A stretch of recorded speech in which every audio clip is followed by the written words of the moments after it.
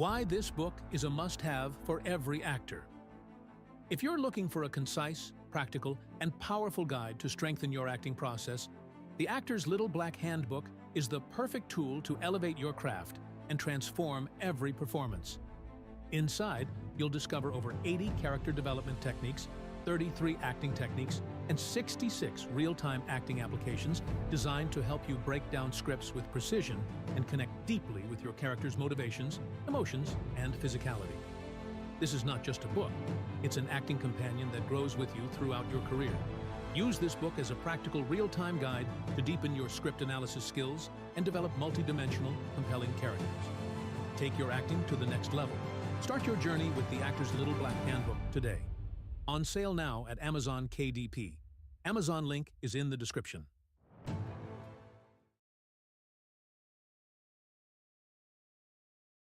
All right. What's up? What's up, acting world? It is Marlon Hargrave, your script analysis specialist. And today we're going to have some fun. We are going to analyze a script. And if you guys can see right up over here, right above me, you'll see a QR code and you'll see my book. My book. I finally did it. It took me like 20 years to write it, but this is a script analysis book. And I do have a copy of it. So, this is the Actor's Little Black Handbook, and this is what I'll be doing this episode and pretty much all of my scripts going episodes. I'm going to do that using my handy dandy, I call it my little sidekick. So, if you're into script analysis, even if you're not into script analysis, then you should really get into it if you want your acting to be better. So, without any further ado, uh, we can get right into it actually. So I don't see anybody in the chat as of yet, and guess what? I'm not gonna wait. I'm just gonna go right up into it. Why So, this book is a must-have oops, for every. I did not mean that. All right, technical errors. All right, all right. So today we're going to cover. Today is April the 1st. This is, I guess, what they call April Fool's Day. April the 1st. So today we're going to cover what I call my essential techniques. So whenever I do this, I'm pretty much going to use the same techniques, the same five, and then I'm going to give you a bonus one. So we'll do intentions first, conflict, actions, environment, relationships, and your bonus will be emotional reactions. So today we are, I believe this script is called The Closer, and we're going to be working with the character Fritz. And tomorrow I'll probably end up doing Brenda, which is the other character, but we're just going to look for Fritz for right now. And this is a cop drama. So we're going to go right on in. If you're just joining us, welcome, welcome. Thank you for joining me. And tell your friends, tell everybody, tell them come on into the room and watch a master work. All right, all right, all right. So, um, well, the first thing we're going to do is, let me do this. First thing that we'll do is we're going to look for, and mind you, this is straight out of my book here, straight out of it. This is intentions, and there are a few questions down here, but we're primarily going to ask only one, and that will be, what is what is most important to you right now? Why? And we may get into another question down in here, but for the most part, we're just going to look for what his intentions are. All right, so let's get right into it.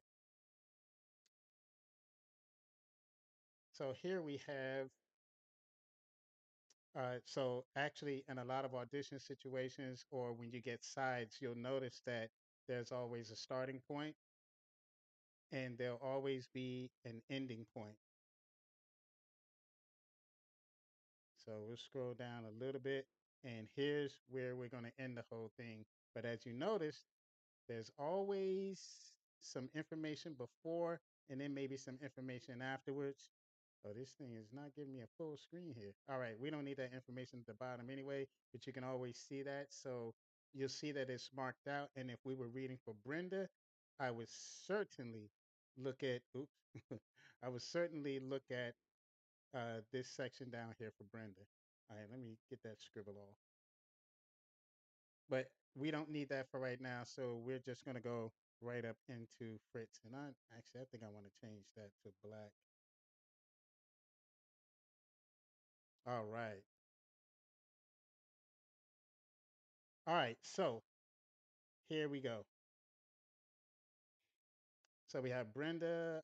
When we start, we see that Fritz steps into the hallway from the bedroom, getting dressed, obviously listening to her story. So there is a moment before, and I do have a moment before in my book. Do have the moment before, but we're not going to cover a moment before today. Fritz. Um, all right, Fritz. And you didn't get a chance to question him at all? No, because your rude FBI goons swooped in out of nowhere and took him away, wouldn't tell me a thing. So I'm going to kind of make a little mark as I go along. The FBI right there. And this is why it's kind of important for you to get to know the other characters' lines, or you don't have to know them, but you have to be familiar enough because we have triggers in there.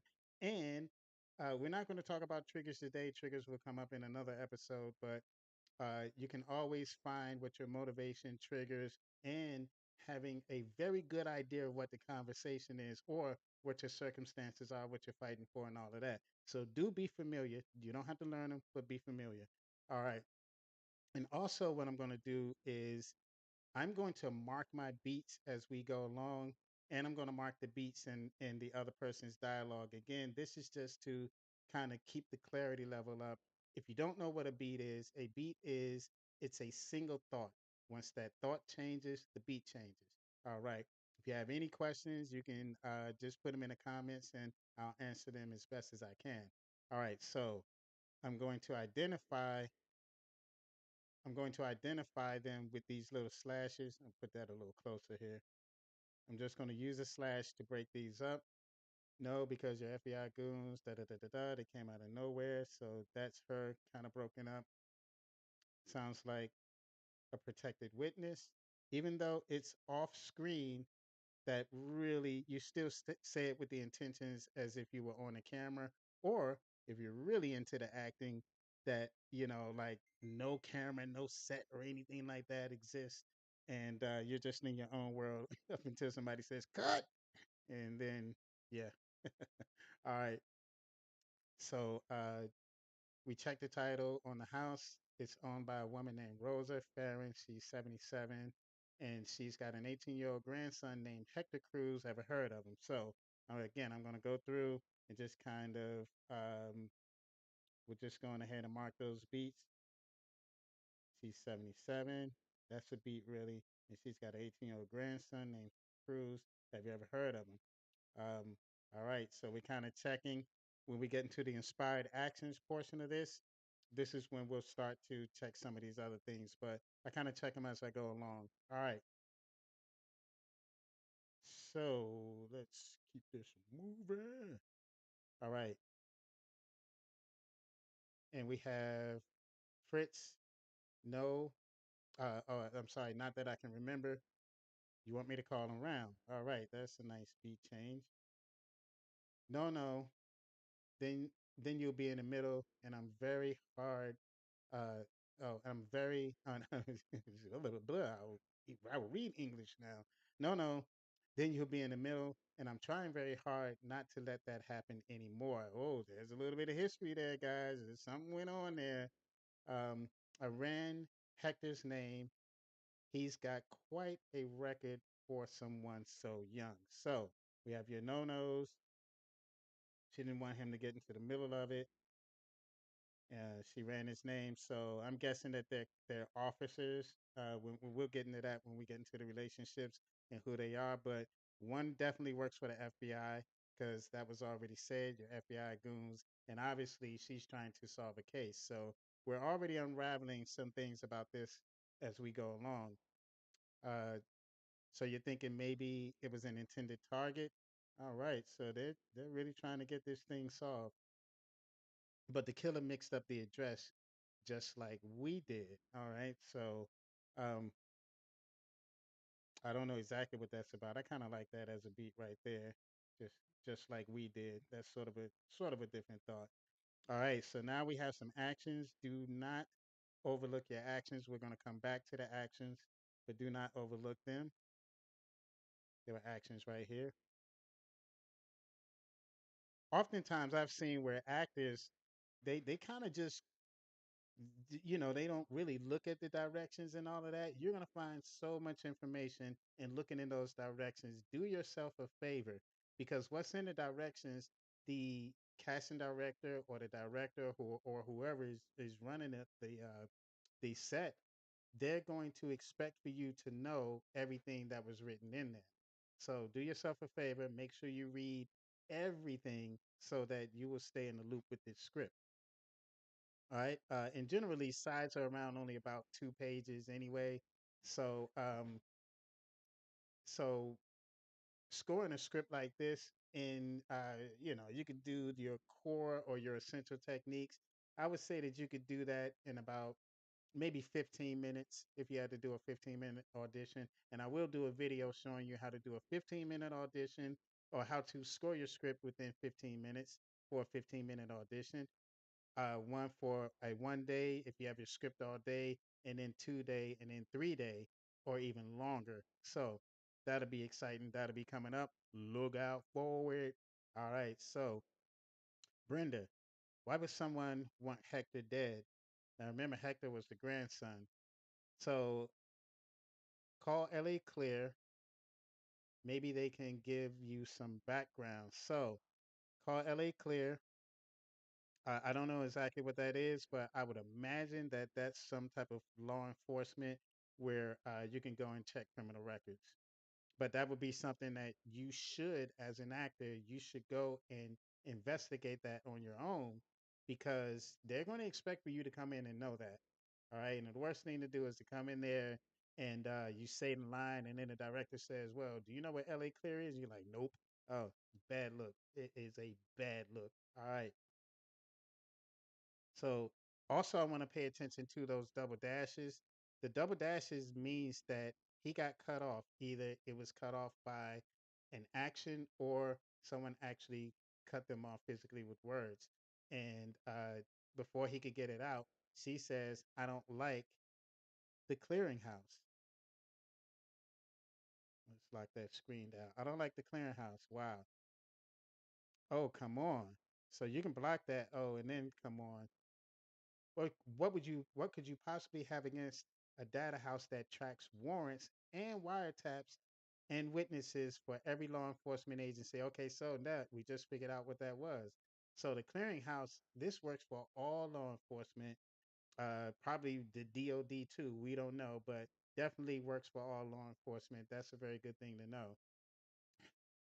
And this is all to prevent someone, yourself, for example, from tripping into an open investigation, which is what you probably did this morning. So she was investigating something and she came across, that's why the FBI goons ran her off because whatever she was investigating, they came in and didn't want her to mess up the integrity of their investigation. So we're looking at a bit of a power pull, not between Fritz and Brenda, but between Brenda and what she has to deal with on the outside of this house. So, um,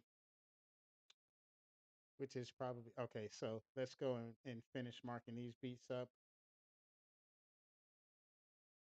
So I like this part in the middle here because these dashes means that he's singling her out for something like this is specifically saying yourself, for example. So he's making a little bit of a point because I can already see right now before getting into the conflict and the actions that every time he tries to help her out, it seems like she either doesn't want his help or she's kind of going around it. It seems like she is resisting, but we don't know that quite yet, so let's just keep going through it. Okay, I if I call the clearinghouse and find out I'm crossing wires with another case, they can stop me from moving forward on mine. All right. So she does have an explanation for it, no doubt about it. Let's get these in. She has an explanation, but again, there's a lot of resistance that's here. All right. So, Fritz comes. He says, Brenda, instead of working against the system, why don't you try using it for once? So obviously, Fritz is getting a little frustrated with her with this. So um, see if you can get something done without always making people angry at you. Wow, always. Wow, that's pretty powerful. So obviously, Brenda is she may be part of it. She may be partial Karen. No offense to Karens, and no offense to. I actually have good friends named Karen, so I kind of don't like that as a word. But she's not easy to get along with. And oftentimes, a lover or someone close will reveal that, especially in a script. Anyone who's playing Brenda, this is a side note. If you ever played Brenda, you would have to know that if it's written about you, then that's who you are. She's always angry with people. So not only that, but the writer will probably write that in that she is, gets angry or is annoying to people and things like that. But just know that it's a part of your character's personality that's not you per se, but you do have to play what is being written or what is being expected. All right, that was just a little side note. So let's go and Brenda. Okay, Brenda will break that up. Instead of working against the system, why don't you try using it for once? See if you can't get something done without always making people angry at you. And she says, I don't always make people angry with me. That's kind of cool. That's a little bit of a humor. Even in the book, even in the Actor's Little Black Handbook, Concise Acting Techniques for the Resilient Artist, in there, I do have a section for that. I have a section addressing comedy, comedy and humor or funny moments. So this is actually in a cop drama. This is kind of a lighter moment, maybe not funny. So funny doesn't have to be funny, funny. It could just be light. This is definitely a lighter moment, and it's cool because it's a tension breaker. I think she saw that Fritz was starting to get a little irked at her, a little pissed off, and he seems like he's always patient with her, and she seems like she always has a lot to resist. So, but I'm just speculating right now, just going off of what we're reading on the script right here. All right. Uh, Now her joke actually pisses him off even more. So he's like, "Man, I gotta go. I gotta get out of here." So that's interesting because this line has to be said a certain way for him to be annoyed.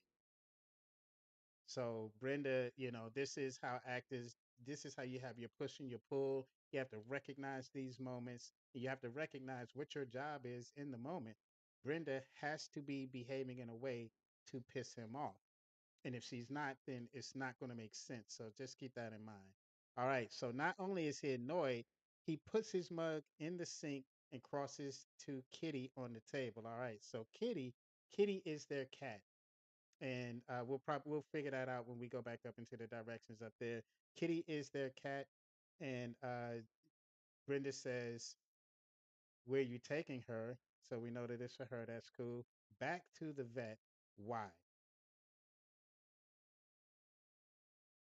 All right, and we will find out why, and that's because she hasn't eaten since yesterday. Since yesterday morning. My phone is just going off. Jeez, she hasn't eaten since yesterday morning. Now I don't know whose cat this is. I'm not sure if they share the cat, like they bought the cat together, or if it's his or hers. But I'm gonna say it's probably hers because if you go, Brenda moves to the pantry for tuna pellets while Fritz writes down a number and leaves it on the counter. That is another action there, and it seems like Fritz is definitely determined to help her. Uh, she says now he's going to grab the cat, and she says, "No, no, I'll get her to eat. She loves these kitty treats. You watch, she's going to eat." Wow. All right. So I think that it's probably her cat, but he loves her. He probably loves both her, Brenda, and the cat. Obviously, he was concerned that she hasn't eaten in a few days. So Brenda dumps treats into Kitty's bowl. Fritz, on his last line, says, "Call the clearinghouse, run the two addresses, and try to play nice with others." Hilarious. Hilarious. All right, so your beats are done. And even though we're at the end, I kind of still like to read whatever more I can on this. He kisses her and exits. So originally you would think that he was getting dressed to actually go and take the cat to the vet, but he's actually seems like he's going somewhere else too. Because when she said that she was going to feed the cat and instead of going to the vet, he still left. So obviously he was on his way out the door. He was going to drop Kitty off on his way to work or wherever he was going. But he did. He kissed her on the cheek after kind of getting in her ass a little bit about playing nice with people. That they, to give it a cheek was to say, "Hey, honey, I still love you." So, never really forget the love in the scene. Never forget the love. It's always there. Love and vulnerability make great acting moments. Whether you're the antagonist or protagonist or whatever, try to find as much vulnerability as you can. And love is a great vulnerable trait for any character to have. All right, so let's get back up to the top because we do have some stuff to look for. So, again, we're going to go back and we're going to look at intentions. All right, what are you fighting for? Again, this is right out of the book, and we're going to look for the first one here. What is most important to you right now and why? All right, I think we've discovered that what's most important to Fritz, and this is for Fritz. Oh man. Wow. All right. Oops, that's off the screen. Hold on. Let me get y'all straight here. All right. So Fritz, we know that he's FBI and they share an apartment, and this is with Kat. All right. And obviously he loves her. I'm not sure if they're married or not. It didn't say, but we do know that they're living together and he came out of the bedroom. So, no telling how long they've been together according to the script. But obviously they are a couple. So again, if we start right here, so we know that his intention the whole time was really just trying to help her out. He's trying to help her out, and she keeps resisting. So I'm going to say that his intentions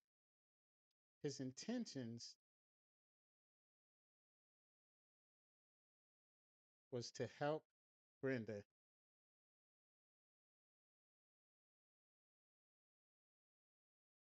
We'll even say solve case, but at least to help her out with her case.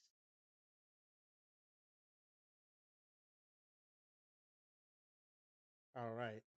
So his intentions was to help Brenda with her case. Oh, I am seeing now that I'm kind of off the screen, so I'm gonna try to do it over here. Okay, to help Brenda.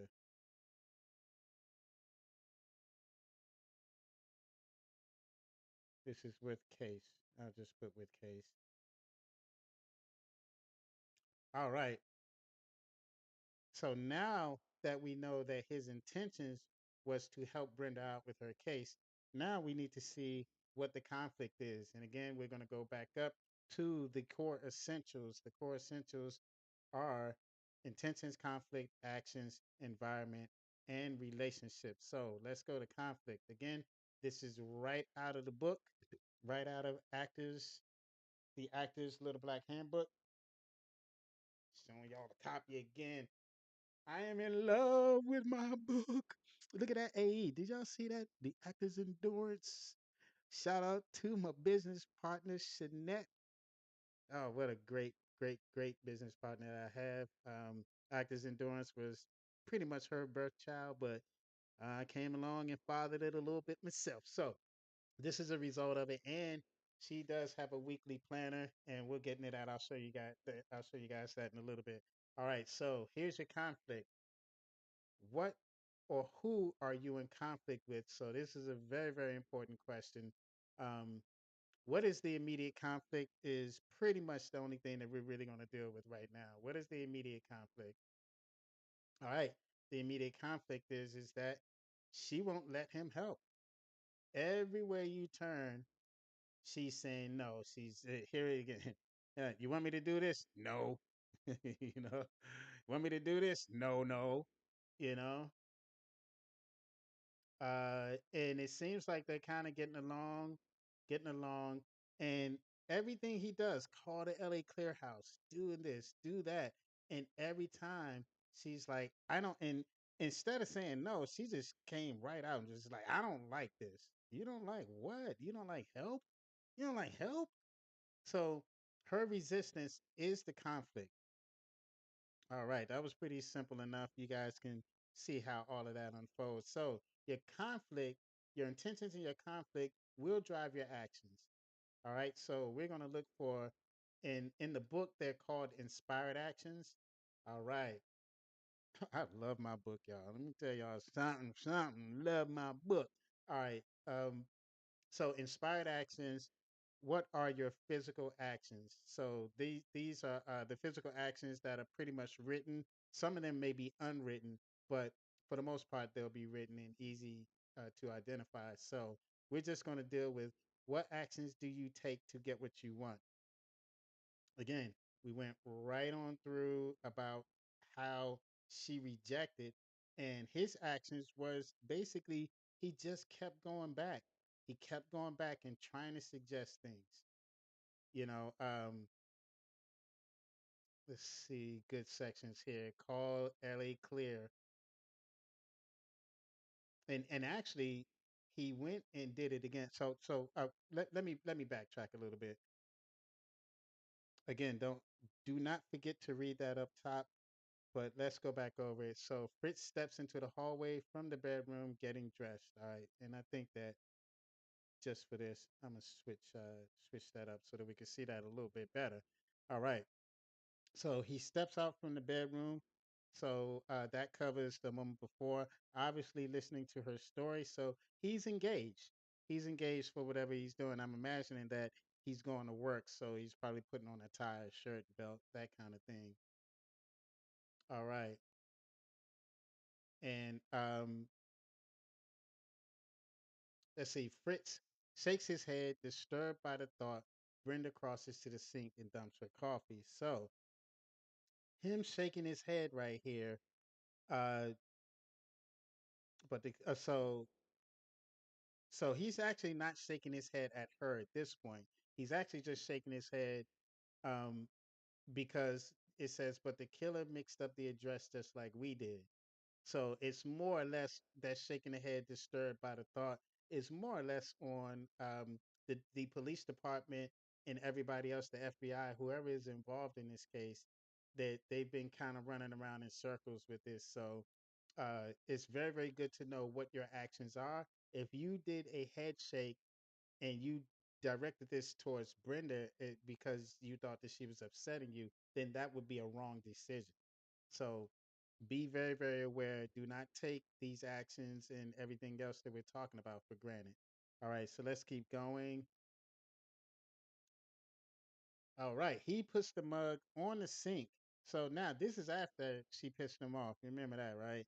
So he puts his mug in the sink, and I would imagine that he probably put it in there, maybe a little aggressively, maybe not, but definitely something.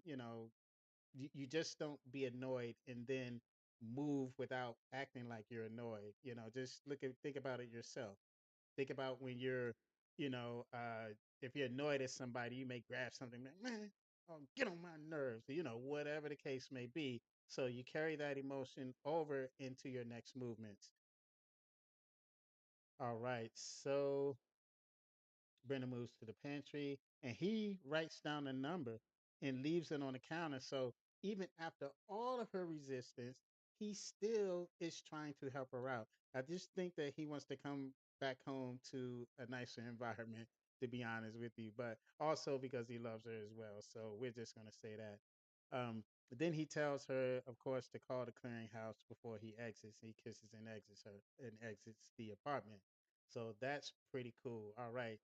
So for the most part, we have the intentions, the actions. We have intentions, conflict, the actions, and now we're just going to look at the environment. And again, we'll go right back to the acting book. This is in my acting book.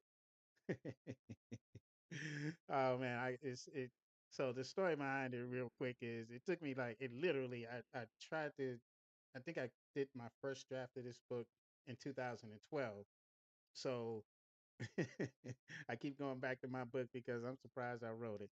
Actually, I'm not. I love this book. You're gonna love it too. All right, so environment. How does the environment affect you? How do you feel about the current environment?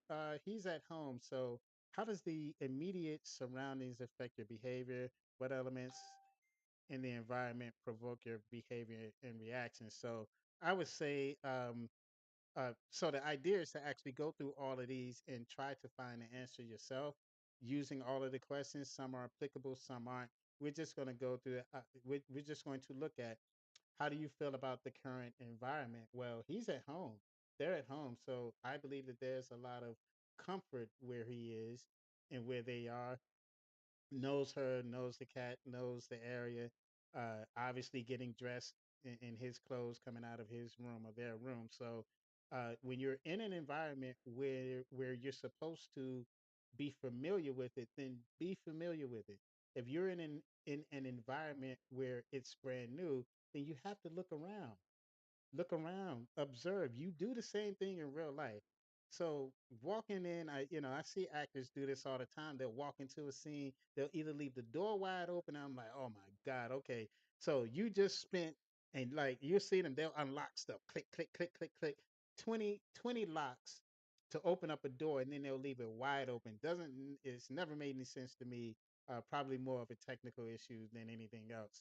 Um, so at any rate, you just want to own the environment either way. Either you don't know it and act like you don't know it, look around, or you do know it and be familiar enough with it so that people can believe that that's your actual environment.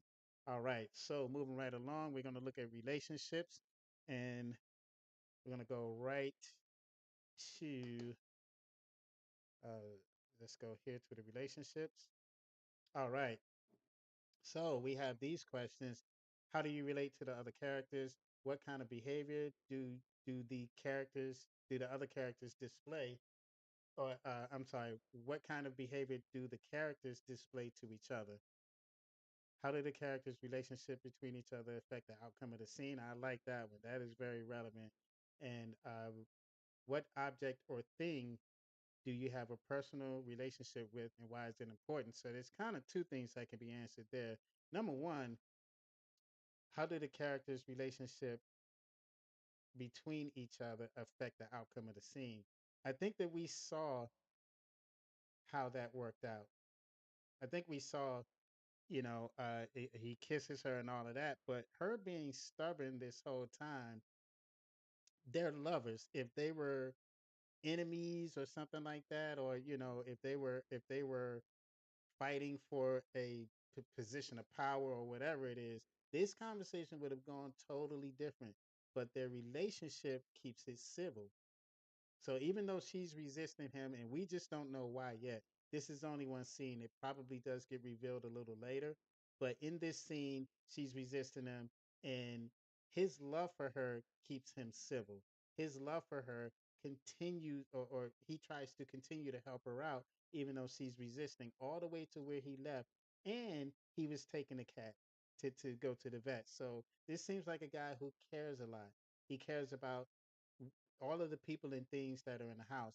And speaking of which, let's go back to another question in the relationship one. And what object or thing do you have a personal relationship, and why is it important? So we may not know why the cat is important to him, but we know that he has a relationship with the cat because he was going to take Kitty, the cat, he was going to take her to the vet on his way to work.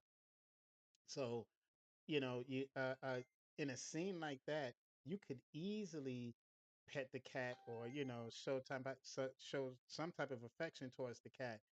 It's something a little bit more that you can add to the dynamic of the scene.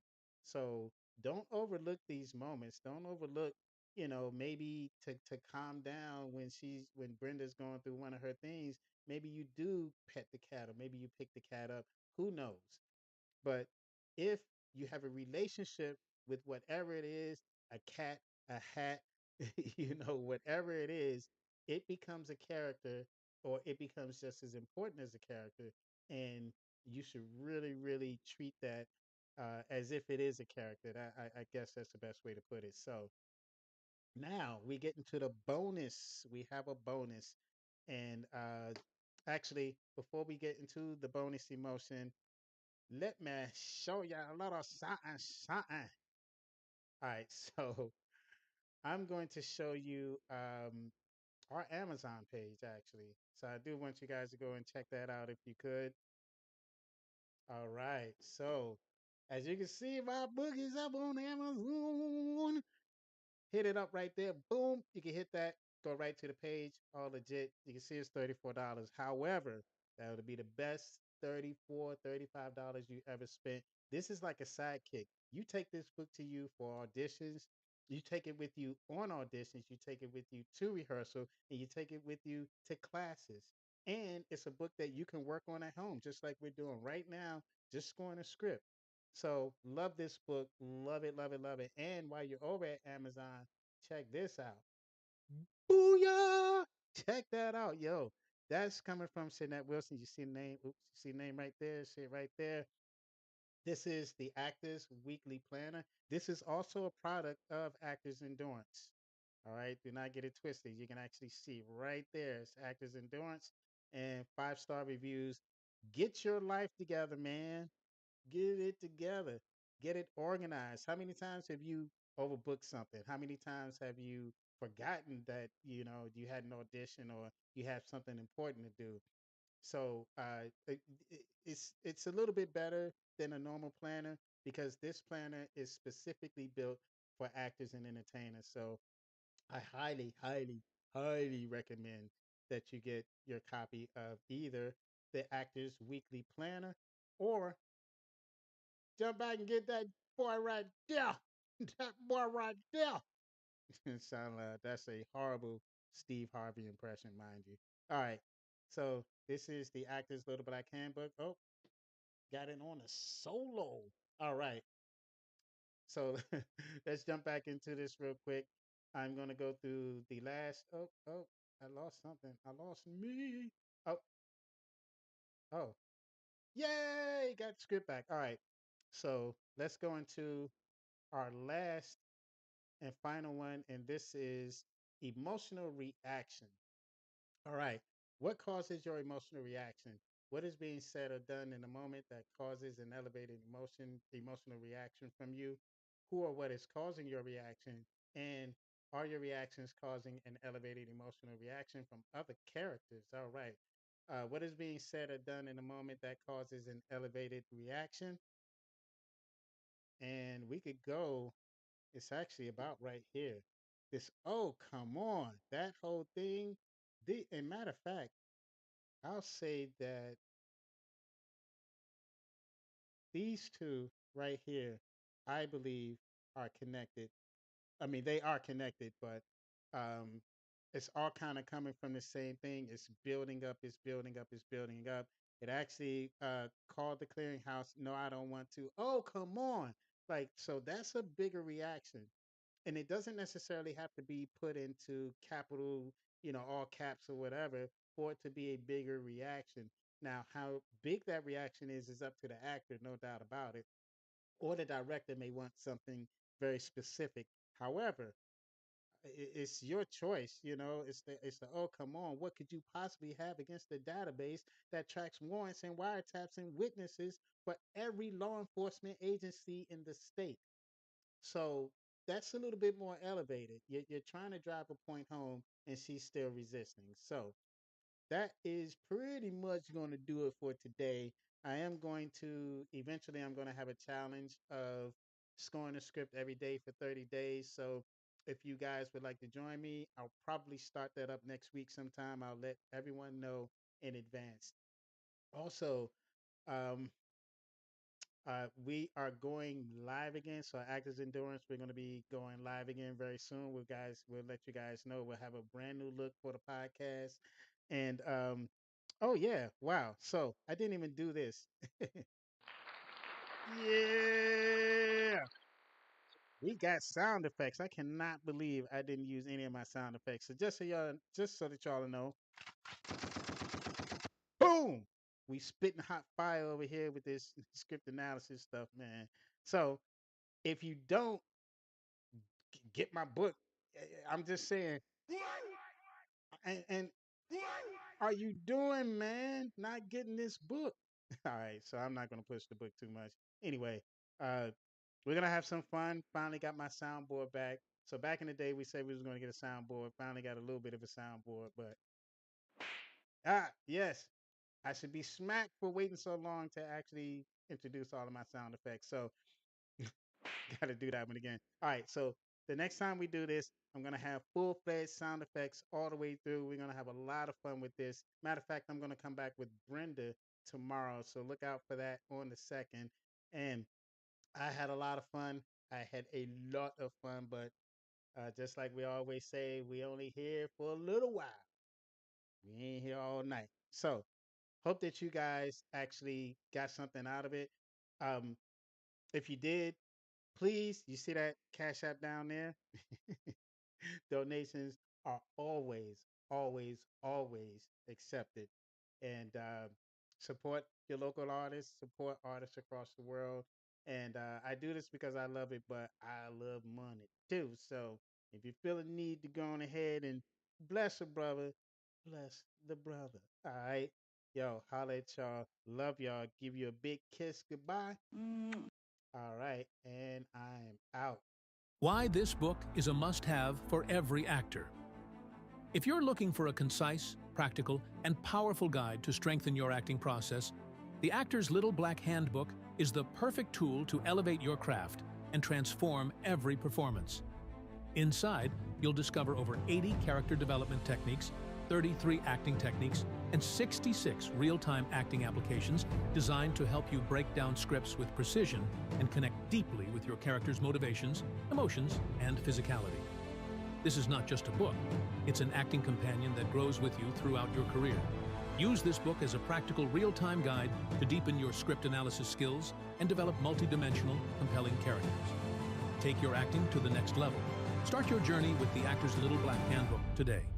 On sale now at Amazon KDP. Amazon link is in the description.